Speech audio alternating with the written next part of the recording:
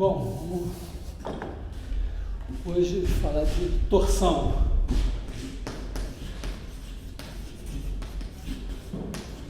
A ideia é que a gente tem uma curva C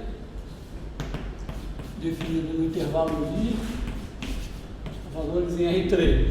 Então, sei lá, coisa assim, aqui está o I, cada T, tem aqui o ponto C de T, temos o vetor velocidade,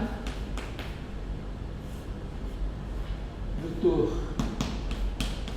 aceleração, e bom, a gente discutiu na aula passada a questão do plano da curva, né? A ideia, as nossas hipóteses vão ser hipótese básica, que essa C precisa ter pelo menos terceira derivada. Terceira derivada a gente vai precisar hoje, e precisa que C de T, C ponto de T e C dois pontos de T sejam linearmente independentes. Para ter, bom, precisa que o C ponto seja não nulo para poder ter tangente, garantir que tem tangente. E precisa que o C dois pontos seja não nulo para você poder definir a aceleração tangencial, principalmente aqui a aceleração normal.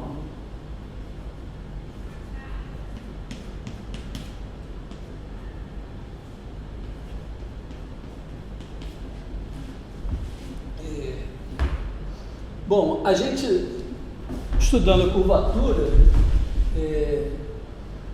a gente sabe que a norma da aceleração normal é igual a um certo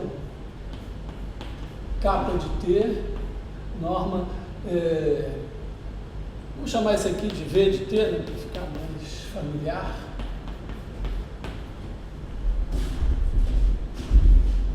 Então tem uma relação geométrica, né? Então, lembrando que aqui a gente não está falando de física, mas a linguagem de física.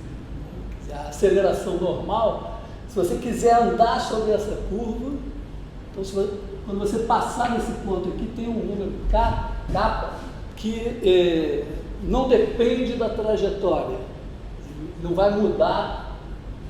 Na verdade, esse kappa daqui, esse kappa, na verdade, é um kappa de C de T.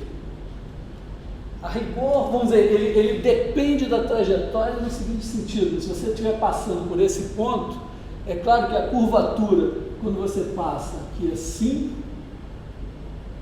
pode ser, em geral, diferente da curvatura quando você passa assim. Você passa no mesmo ponto, porque como a curva é parametrizada, você pode passar várias vezes pelo mesmo ponto. Bom, agora a gente discutiu a seguinte coisa, né? Quer dizer, na aula passada a gente olhou para o vetor terceira derivada. Primeiro, vamos dizer, nós depois de discutir isso, mas nós temos um plano, que é o plano justamente determinado pelo vetor posição, pelo ponto C de T, e pelos vetores velocidade e aceleração, que é o plano oscilador, é o plano da curva naquele momento. Quer dizer, assim como se nesse momento você quiser dizer, bom, qual é a reta que aproxima a curva, é a reta tangente. Se você quiser dizer, bom, mesmo que a curva não seja plana, qual é o plano da curva naquele momento, ele é dado por esse ponto, por esses dois vetores. E nós vimos que se esse cara daqui, né, se ele for igual a um certo alfa de T, C ponto de T, mais beta de T, C dois pontos de T, se ele for uma combinação linear da velocidade e da aceleração, de certa forma, o que isso está dizendo? Que o cara que devia fazer a aceleração mudar, ele faz mas ele faz no mesmo plano em que a velocidade e a aceleração já estão no plano da curva. Então nós mostramos que se isso daqui valer para todo T, dentro dessas hipóteses, a curva é uma curva plana. E agora a discussão vamos tentar ver quando isso aqui não ocorrer, tentar medir como é que a curva deixa de ser plana. Então, aqui a ideia é que a gente tem...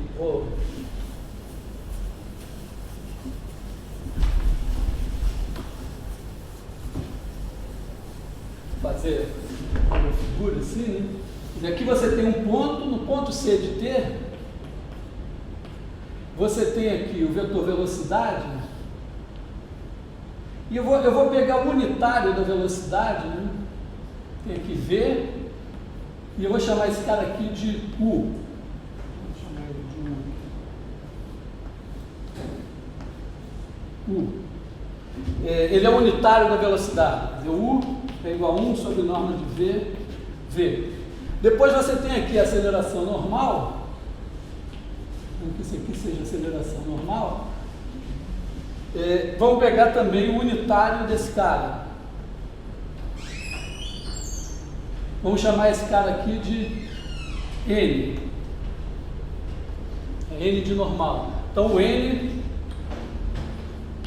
vai ser a norma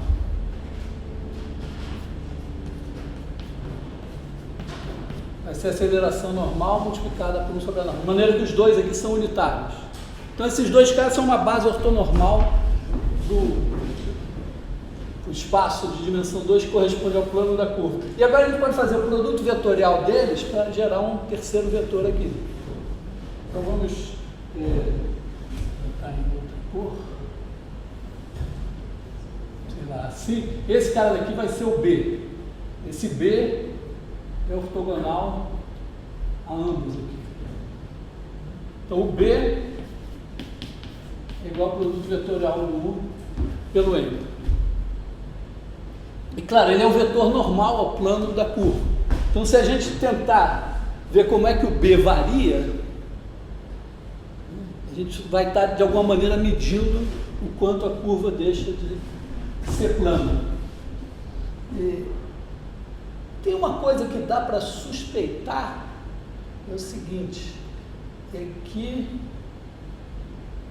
como toda a variação do V, de velocidade, principalmente a variação de ângulo da velocidade, já está aqui no normal, porque é mais ou menos assim, você pensa a sua nave espacial, ela está andando aqui no seu videogame nessa direção da velocidade. Aí tem, digamos aqui, a aceleração puxando você para fazer a curva. E pode ter alguma coisa tirando você desse plano. O problema é que tudo que muda, faz o V mudar, já está na aceleração normal. Então, provavelmente, a gente tem uma coisa assim, né? Onde a curva está assim, aqui está a velocidade, aqui está a aceleração normal. O que vai tirar você do plano é alguma coisa que torce a curva assim. Daí que esse nome, torção. Mas vamos ter que ver se as contas corroboram esse negócio. Eu, particularmente, estou rezando para que elas deem certo, porque eu devia ter feito elas em casa com mais calma, para garantir que elas funcionassem. Mas vamos ver.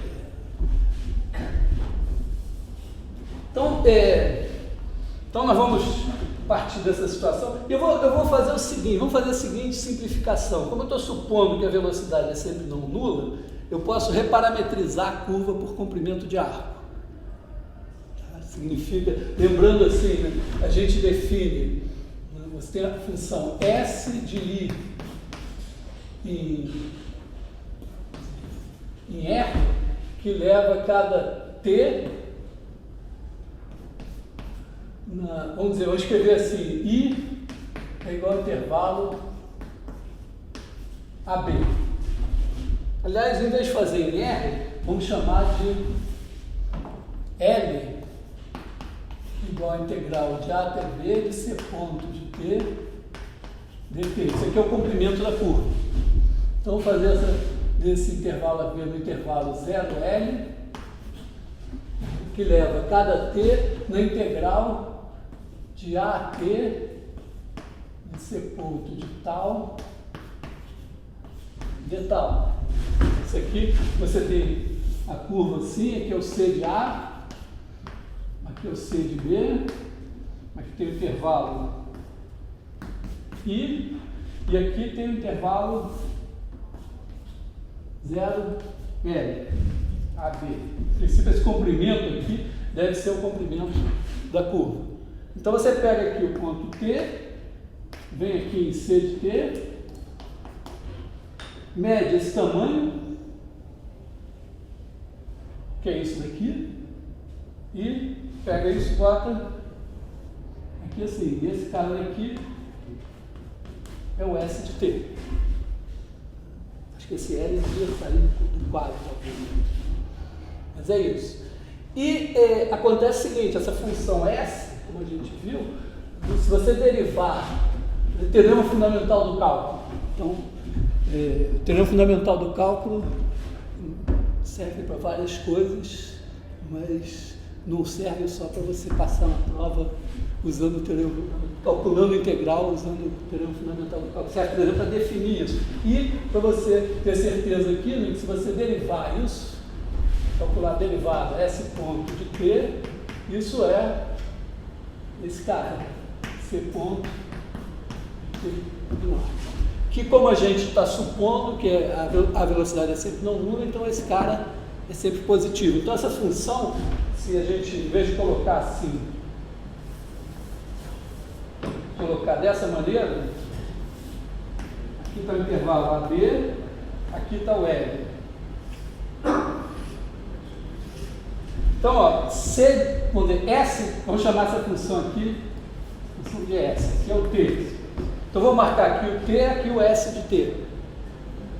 Então, o S de A é 0. O S de B é o comprimento todo, está aqui. E a função é crescente, então ela vem assim com derivada sempre positiva e nunca infinita. Então, você pode inverter isso, quer dizer, você pode fazer a cada S você associar o T de S. Então, inversa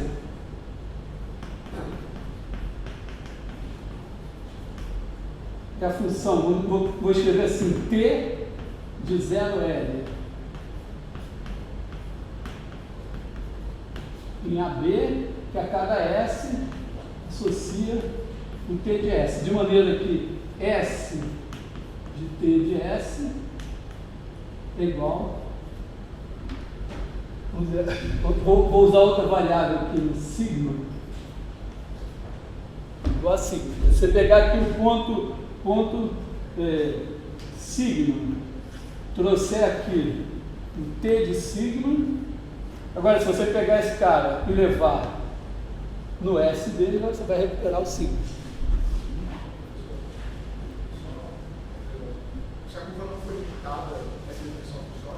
A curva, em princípio, você poderia pegar um intervalo. Em princípio, você poderia assim, pegar um intervalo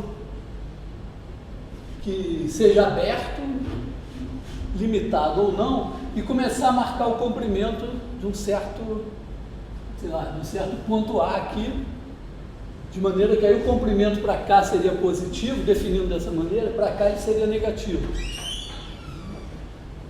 Tudo bem, o comprimento total da curva poderia ser finito ou não. Depois, esse intervalo sendo finito ou não, o comprimento total da curva poderia ser finito ou não. Porque você poderia ter um intervalo, quer dizer, aberto, limitado, mas a curva naquele intervalo ela percorreu uma distância infinita.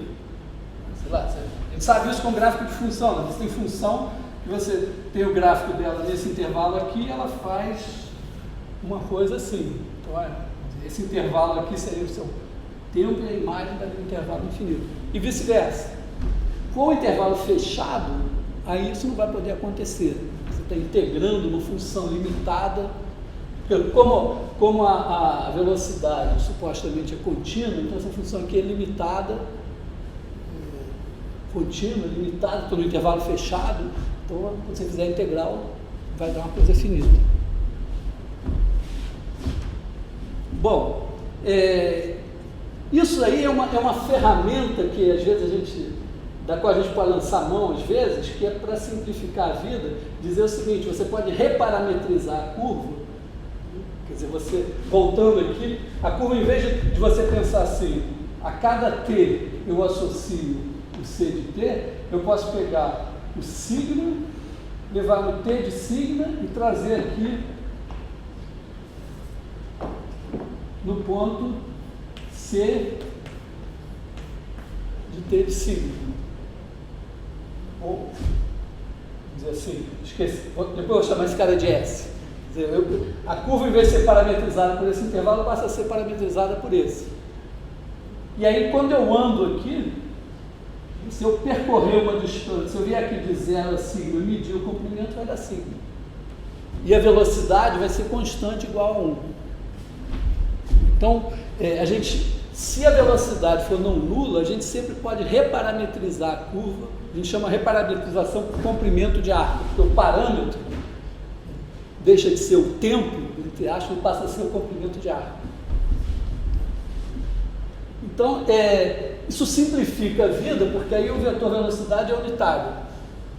Então, vamos supor a coisa assim.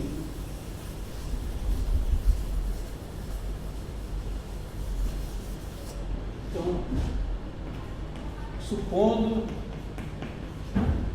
C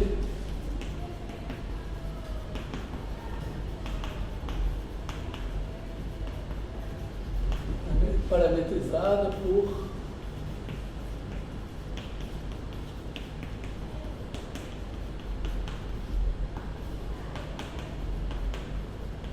isso equivale a dizer que C ponto de T em norma é sempre igual a 1 todo T. Então aqui você vai ter V de T igual a C ponto de T, que é igual ao próprio U de T. E como a velocidade é constante, né, a gente tem C ponto de T, escalar C ponto de T, isso é o quadrado da norma da velocidade, isso é sempre igual a 1. Então, se você derivar isso, você vai ter, derivando isso, você vai ter C ponto escalar C2 pontos, mais C2 ponto escalar C ponto, que é a mesma coisa, vai ter 2 vezes isso. Como isso é constante, isso aqui vai ser 0. Então, o vetor aceleração é perpendicular ao vetor velocidade. Então, nesse caso, a aceleração já é a aceleração normal. E aí você vai ter o quê? Você vai ter aceleração normal igual a C2 pontos de T. E, além disso, né, como a norma da aceleração normal é a curvatura vezes o quadrado da velocidade, e o quadrado da velocidade é 1, então a norma da aceleração normal vai ser igual a K. De maneira que, nessas circunstâncias, né, eu posso, assim, pensar aqui que U passa a ser C ponto, a aceleração normal passa a ser C2 pontos, a norma da aceleração normal passa a ser K, então, daqui eu tenho que o N, que é o unitário desse cara, é igual a 1 sobre K vezes C2 pontos. Talvez aqui eu use, de repente eu vou usar o parâmetro linha, né? Aqui, vamos dizer assim, a gente troca vamos voltar à notação mais tradicional, vamos dizer assim, nosso parâmetro é S, aí eu chamo esse de C' de S, U de S, C' de S, V de S, todo T aqui vira S. Eu estou pensando o seguinte, eu acho que eu vou fazer essa conta,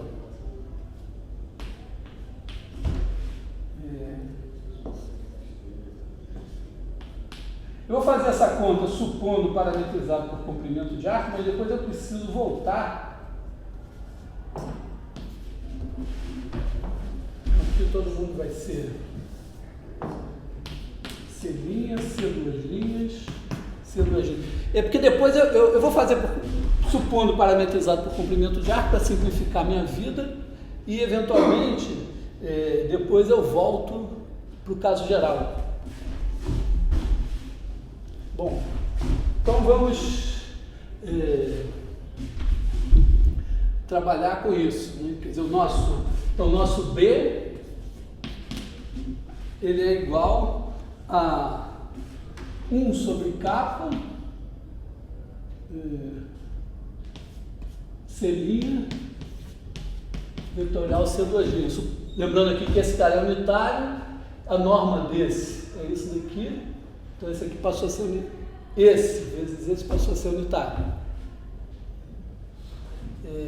De maneira geral, não custa nada lembrar, né, que mesmo no caso em que o parâmetro é T, você pode simplesmente fazer o produto vetorial de C ponto de T por C2 pontos de T, C2 pontos sendo a aceleração, como a parte tangencial da aceleração vai sumir nesse produto vetorial. Então vai ficar esse produto vetorial vai ser ortogonal ao plano oscilador. Se você fizer 1 sobre a norma dele, vou dividir pela norma depois que eu definir essa divisão aqui. Pode ser feito assim também, se fizer diretamente. Bom.